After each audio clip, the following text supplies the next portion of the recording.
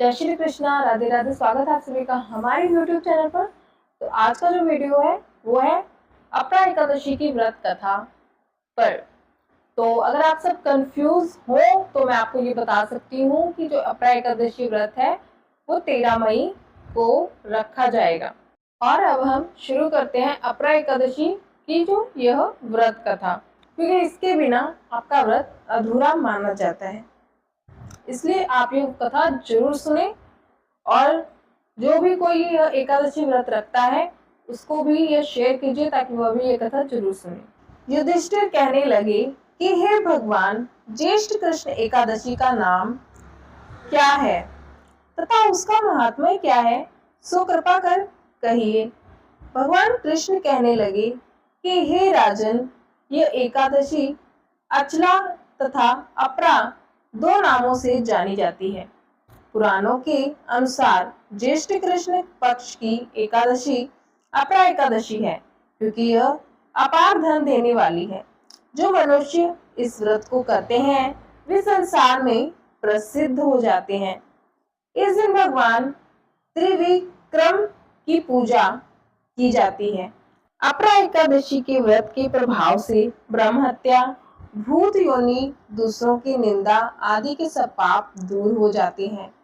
इस व्रत के करने से पर स्त्री गमन, झूठी गवाही देना, झूठ बोलना, झूठे शास्त्र पढ़ना या बनाना, झूठा ज्योतिषी बनना तथा झूठा वेद बनना आदि सब पाप नष्ट हो जाते हैं।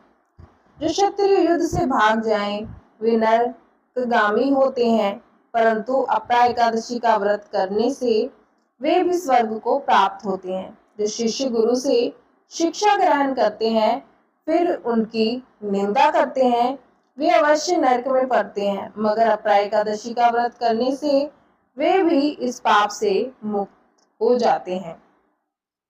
जो फल तीनों पुष्कर में कार्तिक पूर्णिमा को स्नान करने से या गंगा तट पर पितरों का पिंड दान करने से प्राप्त होता है, वही अपरा एकादशी का व्रत करने से प्राप्त होता है। मकर के सूर्य में प्रयागराज के स्नान से, शिवरात्रि का व्रत करने से, सिंह राशि के बृहस्पति में गोमती नदी के स्नान से, कुंभ में केदारनाथ के दर्शन या बद्रीनाथ के दर्शन, सूर्य ग्रहण में कुरुक्षेत्र के स्नान से, स्वर्ण दान करने से अथवा अर्ध प्रसूता गो दान से जो फल मिलता है वही फल अपरा एकादशी के व्रत से मिलता है। यह व्रत पाप रूपी वृक्ष को काटने के लिए कुल्हाड़ी है।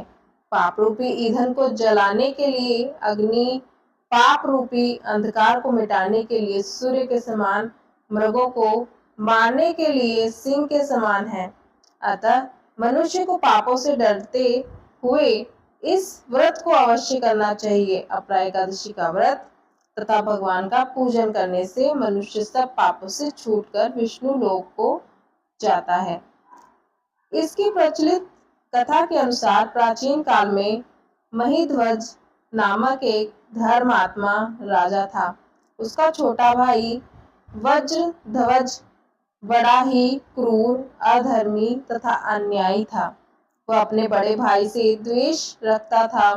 उस पापी ने एक दिन रात्रि में अपने बड़े भाई की हत्या करके उसकी देह को एक जंगली पीपल के नीचे गाड़ दिया।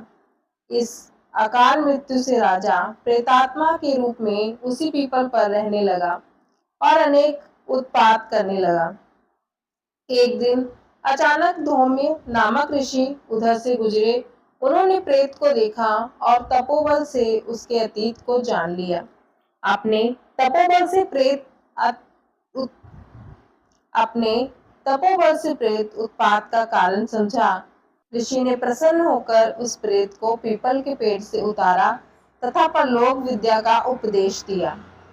दैत्य ने राजा की प्रेत योनि से मुक्ति के लिए स्वयं ही अपरा एकादशी का व्रत किया और उसे अगति से छुड़ाने को का पुण्य प्रेत को अर्पित कर दिया। इस पुण्य के प्रभाव से राजा की प्रेत योनि से मुक्ति हो गई। वह ऋषि को धन्यवाद देता हुआ दिव्य देह धारण कर पुष्पक विमान में बैठकर स्वर्ग को चला गया। हे राजन, ये अपरा एकादशी की कथा मैंने लोकहित के लिए कही है। इसे पढ़ने तथा सुनने से मनुष्य के सब पापों से मुक्ति मिल जाती है। तो अगर आपको हमारा ये वीडियो अच्छा लगा हो तो कमेंट में राधे राधे लिखना ना भूलें। तब तक के लिए जय श्री कृष्णा, राधे राधे। मिलते हैं हमारी नेक्स्ट वीडियो में।